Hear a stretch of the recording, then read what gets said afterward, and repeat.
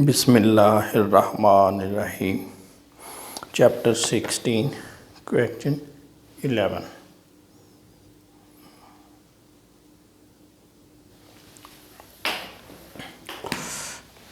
ये थोड़ा सा डिफरेंट क्वेश्चन है पिछले सालों की निस्बत, लेकिन अप्रोच वही है, सेम। कमाल who keeps his books by single entry submitted returns to the income tax authorities showing his income to be as follow. Year ending 2012, 13, 14, 15, 16, 17, ये 6 साल बनते हैं। 6 सालों की उसने रिटर्न जमा कराई है और ये प्रॉफिट शो किया है।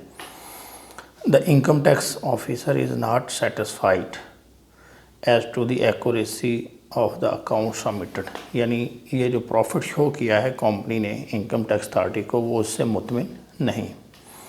You are instructed to assist in establishing their correctness and for that purpose you are supplied with the following information. Business liabilities as at 31 December 2011, यानी ये 12 है, इससे पहले पिछला साल या उसके एंड में ये उसने बिज़नेस की एसेट्स लायबिलिटीज़ दे दी हैं। फिर दरमियान में जो कुछ हुआ इस पीरियड के दौरान वो देखा है, और ये उसने 31 दिसंबर 2017 जो आखिरी साल है उसकी लायबिलिटीज़ और एसेट्स दे दी। अब आपने क्या करना है, वेरीफाई करना है कि क्या उसने जो प्रॉफिट शो किया है इनकम टैक्स अथॉरिटीज़ को ये करेक्ट है या नहीं। अब क्या करेंगे, आप देखेंगे कि 2011 से लेके, यानी ये 11 के एंड से लेकर 2017 के एंड तक कितना प्रॉफिट हुआ। तो अब फार्मूला थोड़ा सा चेंज हो जाएगा, यानी आपने क्या करना है, उसी तरह लिखना है calculation of profit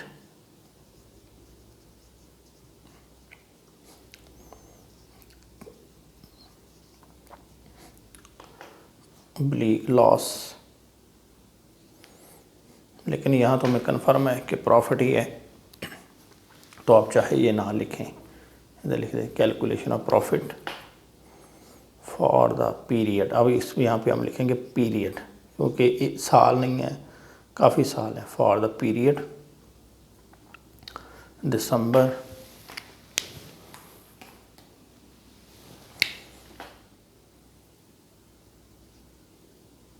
2012 to December 2017। यहाँ पर लिखें कैपिटल एज ऑन 31 दिसंबर 2017। फिर देखें कि इन पीरियड में, यानी इन पिछले 6 सालों में उसने कितने पैसे बिजनेस से निकलवाए ड्राइंग्स, वो आप इधर लिखिए। फिर जो आ जाएगा आपका, इसी तरह अगर देख लें कोई एडिशनल इन्वेस्टमेंट है तो वो माइनस कर दी, एडिशनल इन्वेस्टमेंट इस पीरियड में दिसंबर 2012 टू दिसंबर 17 तक। आगे कैपिटल एज ऑन 31 दिसंबर 2017। अब यहाँ पे क्या होगा, माइनस कर दें कैपिटल एज ऑन 31 दिसंबर 2011 के एंड से लेकर, क्योंकि ये 12 का जो प्रॉफिट है ये पूरे साल का है, 1 जनवरी 2012 से 31 दिसंबर 12। तो हम क्या करेंगे, 1 जनवरी 2012 या 31 दिसंबर 2011 एक ही बात है, ये कैपिटल उठाएंगे। ये हमारा ओपनिंग कैपिटल, ये क्लोजिंग कैपिटल, फिर जो प्रॉफिट निकलेगा वो हमारा एक्चुअल प्रॉफिट होगा। फिर हम इसको क्या करेंगे, ये जो प्रॉफिट उसने निकाला है इससे कंपेयर करेंगे। अगर तो बराबर है फिर इसका मतलब उसने इनकम टैक्स अथॉरिटी को इन्फॉर्मेशन ठीक दी है। अगर वेरिएंस आएगा तो फिर वो रिपोर्ट करना पड़ेगा। चलें, सबसे पहले हम ओपनिंग कैपिटल निकालते हैं। ये दिया हुआ है पैर ए में, पॉइंट ए इधर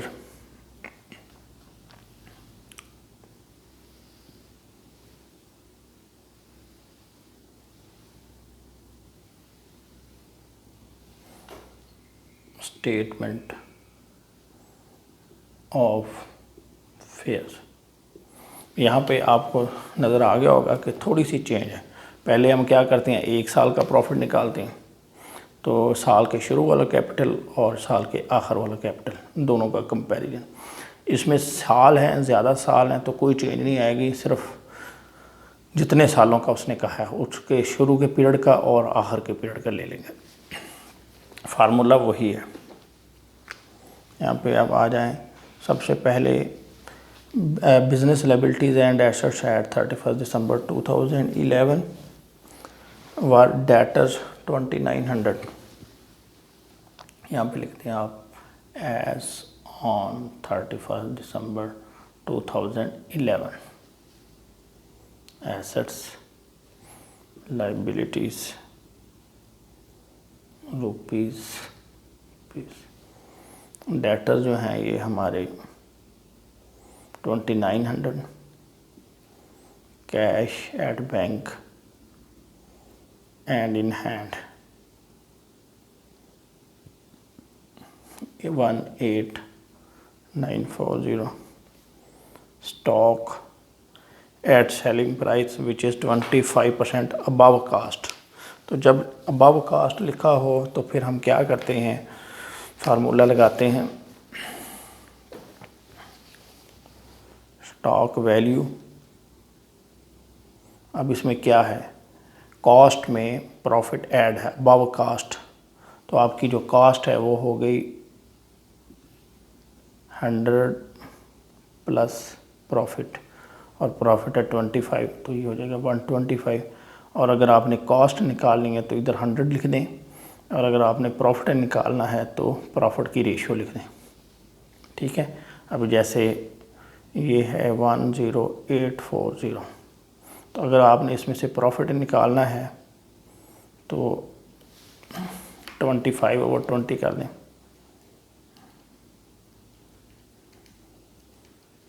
तो ये प्रॉफिट आ जाएगा 2168। और अगर आपने कॉस्ट निकालनी है तो यहाँ पर आप 100/125 कर दें,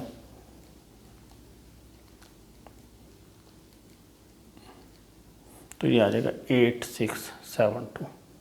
तो हम इधर लिखेंगे स्टॉक 10840 और इसमें से प्रॉफिट माइनस कर देंगे, ये है 2168।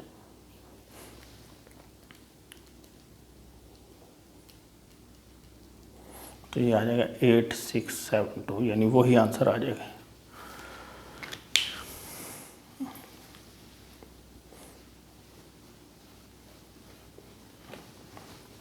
चलिए, इसके बाद है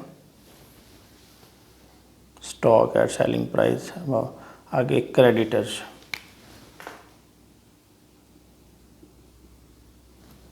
क्रेडिटर्स हैं 14640। नीचे देखें,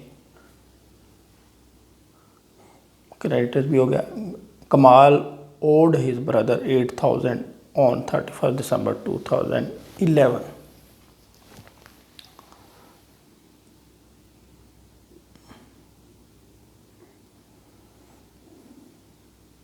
₹8000 कमाल ने अपने भाई का देना है, तो इधर लिखिए लोन फ्रॉम ब्रदर, ये 8000।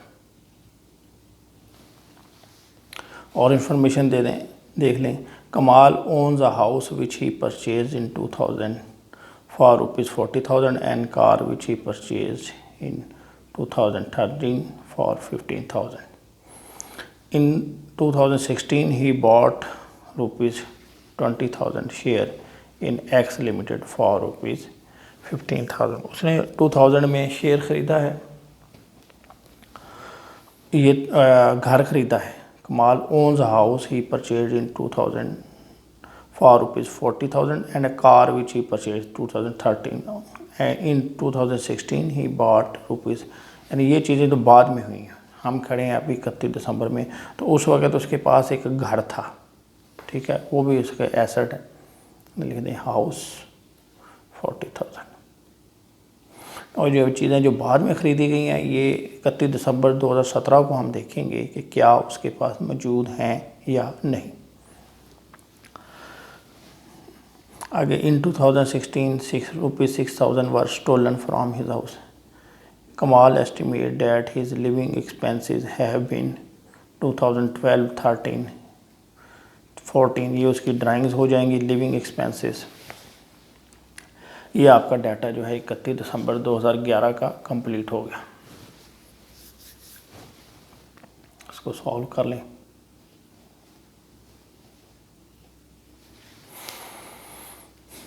$2,900 प्लस 18,940 प्लस 8,672 प्लस 40,000, ये हो गया 70512। अब इसमें से माइनस कर लें 14,640 माइनस 8,000, ये आ गया 47,872। इसको हम कहेंगे कैपिटल बैलेंसिंग फिगर। इसको आप इधर ले आए 47,872।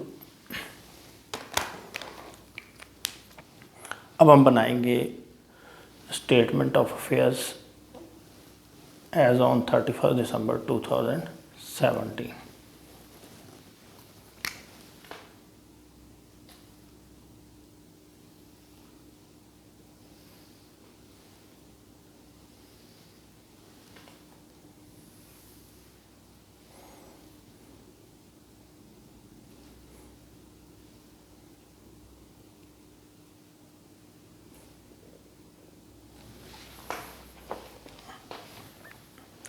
ये फिगर उठाएं ऑन 31 दिसंबर 2017।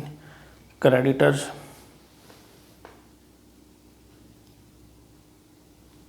$16,800, डेटर्स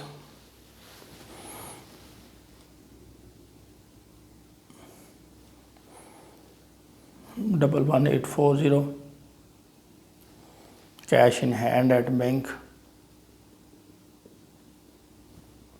कैश को वैसे पहले लिखना चाहिए, लेकिन हम इसी तरतीब से जैसे उसने लिखा उठाते जा रहे हैं। 38,900। आ गया stock 13,480 at selling price which shows a gross profit, यानी उसने कहा कि जो सेलिंग प्राइस है इसी का ही इसमें प्रॉफिट शामिल है 25%। इसमें वो कॉस्ट का जिक्र नहीं आया, तो हम क्या करेंगे, इसी का ही 25% ले लेंगे। 480 मल्टीप्लाइड बाई 25/100, तो इसका मतलब 3370 प्रॉफिट शामिल है। आपके जो स्टॉक है 13480, इसका जब हम लेंगे, यानी जब लिखा हो अबव कास्ट या कास्ट प्लस प्रॉफिट, तो फिर हम वो फार्मूला लगाएंगे। और जब सिंपल लिखा हो कि सेलिंग प्राइस का इतने %, तो फिर इसी का ही ले लेंगे। अब हमने क्या किया, 13,480 का 25% ले लिया, तो ये आया है 3370। इसको इसमें से माइनस कर दें, तो ये आ गया 10,110। ये स्टॉक। आगे ये चीज़ें कंप्लीट हो गई। अब हम चलते हैं पीछे कि भाई कोई चीज़ जो है वो उसके पास एसेट्स हो, इसके अलावा एक तो वो है जो बिल्डिंग उसके पास पड़ी थी, हाउस, वो लिख लें हाउस। उसने कोई डेप्रिसिएशन नहीं का। हाउस जो है वो उसके पास था 40,000 का, ये लिख लें हाउस 40,000। इसके बाद उसने एक कार भी ख़रीदी थी, he in 2000 for rupees 40,000 and a car which he purchased in 2013 for rupees 15,000, यानी 15,000 रुपये की कार। अब उसने कहीं तज़किरा नहीं किया बेचने का, इसका मतलब ये भी उसके पास होगी। तो आप इधर लिख दें कार, और ये ख़रीदी है उसने 15,000 की। हो गया। इन 2016, इसी पैरे में, इन 2016 he bought rupees 20,000 shares in x limited for rupees 15,000। उसने 20,000 शेयर ख़रीदे हैं 15,000 रुपये के, यानी शेयर्स की मालियत है 20,000 और ख़रीदे हैं 15,000 रुपये। तो हम तो जितनी पेमेंट जाएगी उसी को लिखेंगे, इधर लिखेंगे इन्वेस्टमेंट इन शेयर्स। तो ये 15,000 के हैं, और इधर ब्रैकेट में लिख दें फेस वैल्यू 20,000। हो गया। पैरा बी में देखें, Kamal owed his brother rupees 8,000 on 31 December 2011। ये हमने लिख लिया था। आगे कह रहा है on 15 February 2014 he repaid this amount. उसने ये रकम वापस कर दी, यानी ये कर्ज़ा उतर गया। And on 1 January 2017 he lent his brother 6,000। 1 जनवरी 2017 जो हमारा साल चल रहा है, उसने इस साल के शुरू में क्या किया, अपने भाई को जो है 6,000 रुपये उधार दिया। तो ये भी आप एसेट हो जाएगा। इधर पहले भाई से लोन लिया था, अब भाई को लोन दिया है, लोन टू ब्रदर, ये 6,000 हो गया।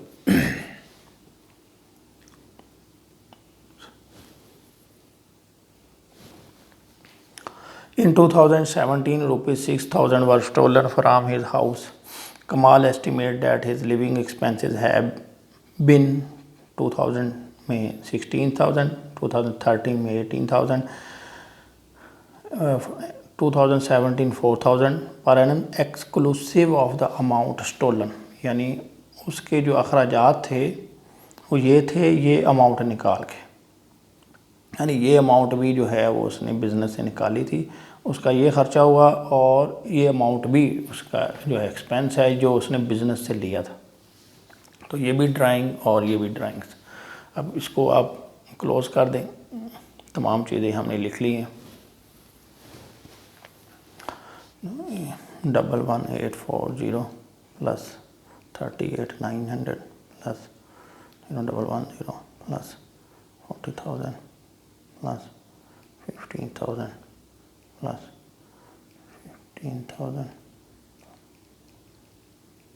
15,000 136,850 136,850, इसमें से माइनस कर दें तो ये आ जाएगा 1,250। उसको हम कहेंगे कैपिटल, और ये हमारी है बैलेंसिंग फिगर। ये हमारा कैपिटल आ गया, यानी जब उसने बिज़नेस स्टार्ट किया उस वक्त उसका कैपिटल ये था, और अभी जब उसका बिज़नेस क्लोज़ हुआ 2017 के एंड में, क्लोज़ नहीं हुआ बल्कि ये यानी इस पीरियड के एंड में उसका जो कैपिटल है वो आ गया 120050। अब हम देखते हैं कि जो दूसरे एलिमेंट्स हैं ड्राइंग्स, ये कितने, उसकी जो ड्राइंग्स है ये इधर आप एक छोटी सी वर्किंग कर लें साइड पे, और इसको इसका हिस्सा बना दें। इधर लिखें ड्राइंग्स।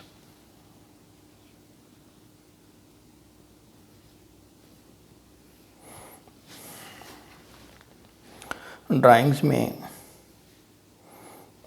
उसे लिखा है 2012 6,000, 2013 8,000, 2014 12,000, 2015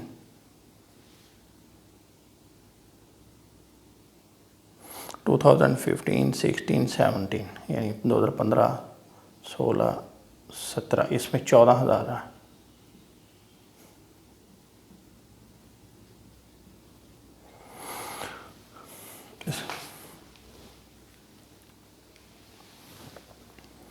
ये हो गया 8 और 6 14 और 12 26 26 और 42, ये आ गया 68,000। अब इसमें वो भी ऐड कर दें जो पैसे उसके घर से चोरी हो गए, वो भी उसने बिज़नेस से ही निकलवाए थे। ये तो एक्सपेंसेस हो गए। इधर देखें अमाउंट स्टोलन, ये है 6,000 रुपये, तो ये टोटल जो है 74,000। अब आप इसको ऐसे लिंक कर दें, इधर लिखें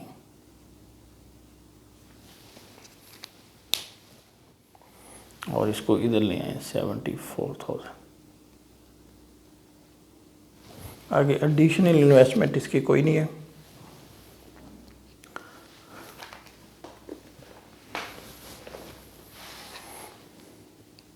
$12,050 प्लस 74,000, क्लोजिंग कैपिटल निकल आया 194050। अब देखें यानी 2017 के एंड में ये कैपिटल है और 2011 के एंड में ये था, तो ये जो इंक्रीज़ हुई है ये आपके प्रॉफिट की वजह से हुई।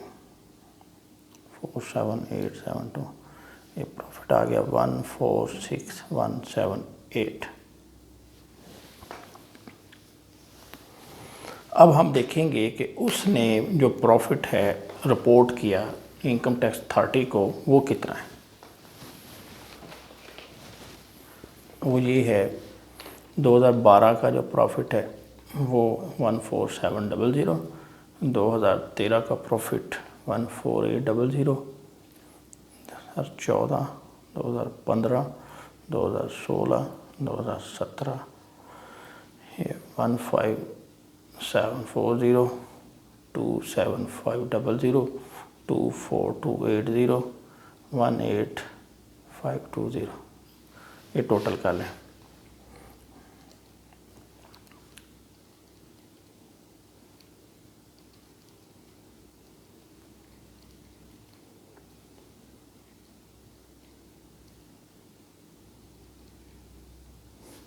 $11,540।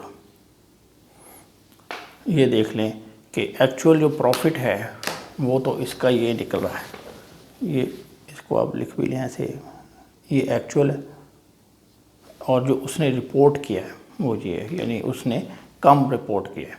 ये है profit reported to income tax 30।